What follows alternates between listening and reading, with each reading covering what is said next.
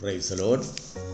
നമ്മുടെ ധ്യാനത്തിനായി യെശയ്യാ പ്രവചനം 27-ാം അധ്യായം 2-3 വാക്യം. അന്ന് നിങ്ങൾ മനോഹരമായൊരു മുന്തിരിത്തോട്ടത്തെപ്പറ്റി പാട്ട് പാടുവീൻ. യഹോവയായ ഞാൻ അതിനെ സൂക്ഷിക്കും, ക്ഷണം പ്രതി ഞാൻ അതിനെ നനയ്ക്കും. ആരും അതിനെ തൊടാതിരിക്കേണ്ടതിന് ഞാൻ അതിനെ രാവും പകലും സൂക്ഷിക്കും. ദൈവത്തിന് മഹത്വമുണ്ടാവട്ടെ. അന്ന് നിങ്ങൾ മനോഹരമായ ഒരു മുന്തിരിത്തോട്ടത്തെക്കുറിച്ച് പാട്ട് പാടുവീൻ എന്ന് ദൈവത്തിൻ്റെ ആത്മാവ് നമ്മോട് സംസാരിക്കുമ്പോൾ, ഒരു കാലത്ത് അത് മനോഹരമായ ഒരു മുന്തിരിത്തോട്ടമായിരുന്നുവെങ്കിലും അതിനെക്കുറിച്ചൊരു പാട്ട് പാടുവാൻ തക്കതായ ഒരു സ്വാതന്ത്ര്യം ഇല്ലാതിരുന്നതായ നിർഭാഗ്യമായ ഒരവസ്ഥ. എന്നാൽ ദൈവം ആ അവസ്ഥയെ മുന്തിരിത്തോട്ടത്തിന് മാറ്റി. അതിൻ്റെ ഇടയിൽ വിളയാടിക്കൊണ്ടിരുന്നതായ ലിവ്യാഥാനെയും വക്രസർപ്പത്തെയും വിദ്രുത സർപ്പത്തിൻ്റെയും ശക്തിയെ ക്ഷയിപ്പിച്ചുകൊണ്ട് ദൈവം അതിനെയൊക്കെ അതിൻ്റെ മധ്യത്തിൽ നിന്ന് നീക്കം ചെയ്തു കഴിഞ്ഞപ്പോൾ മനോഹരമായ മുന്തിരിത്തോട്ടം ഇതാ സ്വതന്ത്രമായി വന്നിരിക്കുന്നു. ദൈവത്തിൽ നിന്ന് നമുക്ക് ലഭിക്കുന്നതായ വിടുതലിനെ കുറിച്ചാണ് ദൈവത്തിൻ്റെ ആത്മാവ് സംസാരിക്കുന്നത്. ഒരു കാലത്ത് ഇത് മനോഹരമായിരുന്നുവെങ്കിലും അതിൻ്റെ മനോഹാരിതയെക്കുറിച്ച് പുകഴ്ത്തപ്പെട്ടിരുന്നില്ല.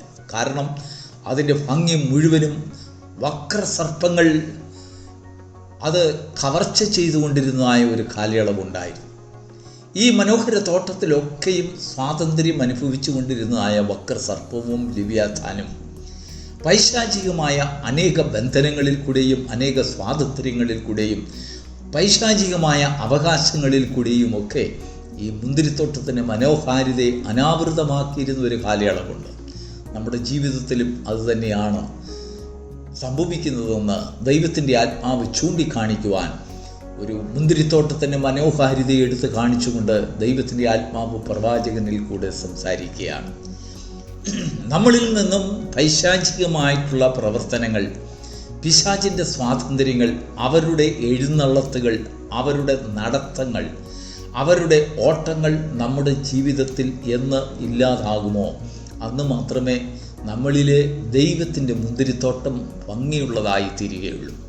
അതുവരെയും ദൈവത്തിന് വേണ്ടി സൃഷ്ടിച്ചിട്ടുള്ളതായ അർപ്പിച്ചിട്ടുള്ളതായ ജീവിതങ്ങളിന്മേൽ ആ ഭംഗിയൊക്കെ കവർന്നു കളയുന്ന പൈശാചിക ശക്തി ദൈവത്തിൻ്റെ അവകാശം സ്ഥാപിക്കപ്പെടാതിരിക്കേണ്ടതിന് അതിനെയൊക്കെയും വിദൂരമായി കൊണ്ടുപോകുന്ന, മറച്ചു വയ്ക്കുന്ന ഒരു കാലയളവ്.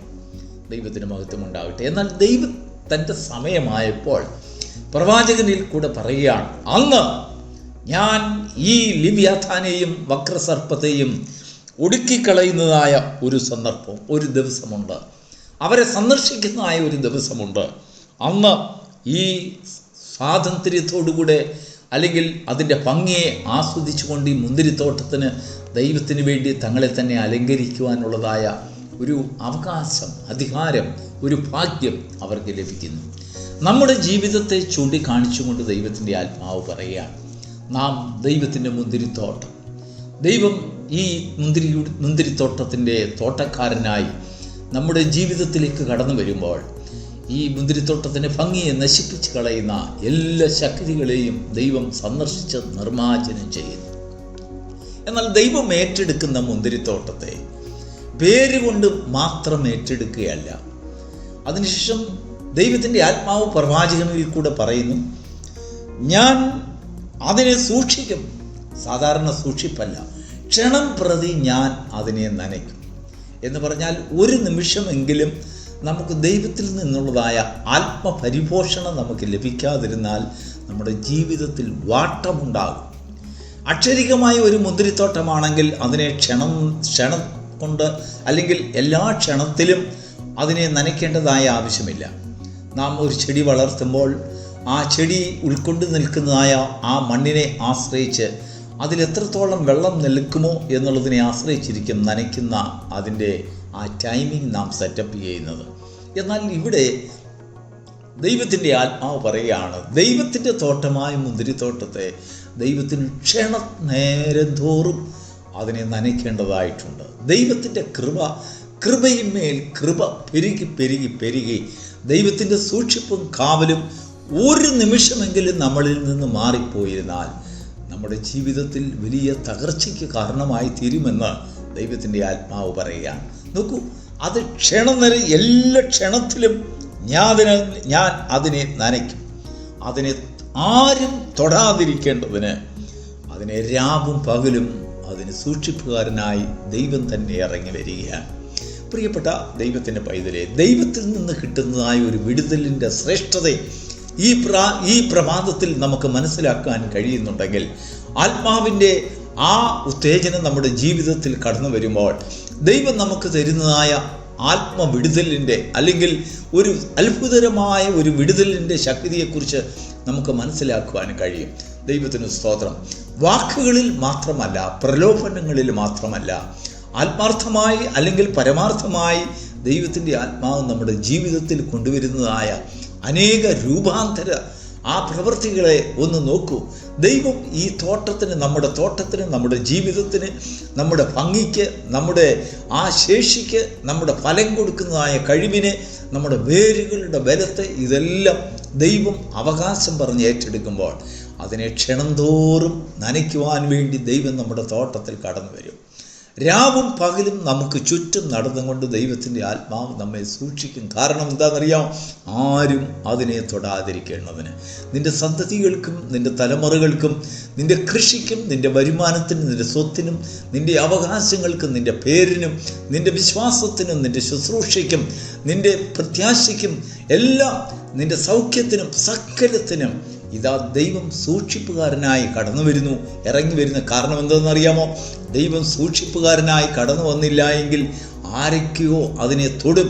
കാരണം ശക്തിയുള്ള ചില പൈശാചിക ശക്തിയെ ദൈവം അതിൽ നിന്ന് ആട്ടിക്കളഞ്ഞ് അതിൽ നിന്ന് അവരുടെ സന്ദർശനവും അവരുടെ സ്വാതന്ത്ര്യവും ഒഴിവാക്കിയിരിക്കുന്നതിനാൽ അത് നിന്നെ കീഴ്പ്പെടുത്തുവാൻ പലപ്പോഴും ഓരോ നിമിഷവും പരിശ്രമിച്ചു കൊണ്ടിരിക്കുമെന്ന് ദൈവത്തിന് അറിയാം. അതുകൊണ്ട് എന്താണെന്നറിയാമോ? ദൈവം നമുക്ക് ക്ഷണം തോറും നമുക്ക് നനച്ചുകൊണ്ട് ആത്മാപരിപോഷണം നമുക്ക് തന്നുകൊണ്ട് ആത്മാവിൻ്റെ ലാളനയിൽ നമ്മെ പരിപാലിക്കുന്നു. നമ്മെ ആരും തൊടാതിരിപ്പാൻ, ശത്രു തൊടാതിരിപ്പാൻ, നമ്മുടെ ഭംഗിയെ എടുത്തു കളയാതിരിപ്പാൻ ദൈവം രാവും പകലും നമ്മെ സൂക്ഷിക്കുന്നു. ഇത്ര വലിയൊരു സ്നേഹം ദൈവത്തിൽ നിന്ന് നമുക്ക് പങ്കിടുവാൻ നമുക്ക് എന്ത് യോഗ്യതയാണുള്ളത്? ഒരു കാലത്തും നമ്മുടെ ഭംഗി മുഴുവനും നശിക്കപ്പെട്ട് ആരാലും നോക്കാതെ എല്ലാ ചേറ്റുകണ്ടങ്ങളിൽ അകപ്പെട്ട് ഒരു മുന്തിരിത്തോട്ടമെന്ന് പറയാൻ പോലും യോഗ്യതയില്ലാതെ കാലാവെറുക്കുന്നതായ അല്ലെങ്കിൽ മുള്ളും പറക്കാരെയും അവിടെ വളർന്നു പൊങ്ങി കാട്ടിൽ ജീവിച്ചിരുന്നതായ ഒരു അനുഭവം, കാട്ടുമുന്തിരിയെപ്പോലെ നമ്മുടെ ജീവിതങ്ങളെ നശിപ്പിച്ചു കൊണ്ടിരുന്നതായ ഒരു കാലയളവുണ്ടായിരുന്നു. പേരിന് മുന്തിരിത്തോട്ടമാണ്, പേരിന് ഭംഗിയുള്ള മുന്തിരിത്തോട്ടമാണ്, പേരിന് മനോഹരമായ ഒരു മുന്തിരിത്തോട്ടമാണ്. പക്ഷെങ്കിൽ ആ പേരിനെയും ആ മഹത്വത്തെയും ആ ഭംഗിയെയും അതിൻ്റെ മനോഹാരിതയെയും ലോകത്തോട് വിളിച്ചു പറയുവാൻ, സ്വർഗത്തോട് വിളിച്ചു പറയുവാൻ, അതിൻ്റെ ഉടയവന് പ്രയോജനകരമായി തീരുവാൻ സാധിക്കാത്ത രീതിയിൽ ചില ശക്തികൾ അതിന്മേൽ അധികാരം ചെലുത്തി വന്നിരുന്നതായ ഒരു കാലം. എന്നാൽ ദൈവം ഈ മുന്തിരിത്തോട്ടത്തെ സ്നേഹിച്ചപ്പോൾ ഇങ്ങനെയുള്ളതായ ശക്തികളെയൊക്കെയും ദൈവം സന്ദർശിച്ചു. അതിൽ നിന്ന് വിടുതൽ തന്നു, നമുക്ക് സ്വാതന്ത്ര്യം തന്നു. ദൈവം തൻ്റെ അവകാശം നമ്മിൽ സ്ഥാപിച്ചു.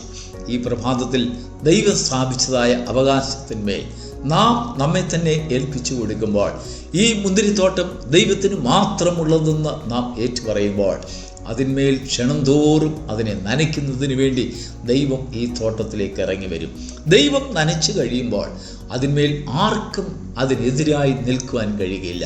ദൈവം സൂക്ഷിപ്പുകാരനായി ഇരിക്കുമ്പോൾ ആർക്കും അതിനെ തൊടുവാൻ കഴിയുകയില്ല.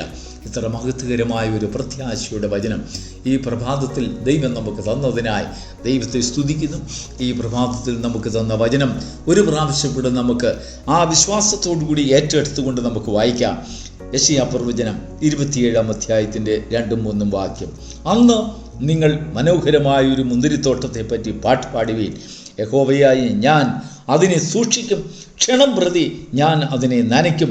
അതിനെ ആരും തൊടാതിരിക്കേണ്ടതിന് ഞാൻ അതിനെ രാവും പകലും സൂക്ഷിക്കും.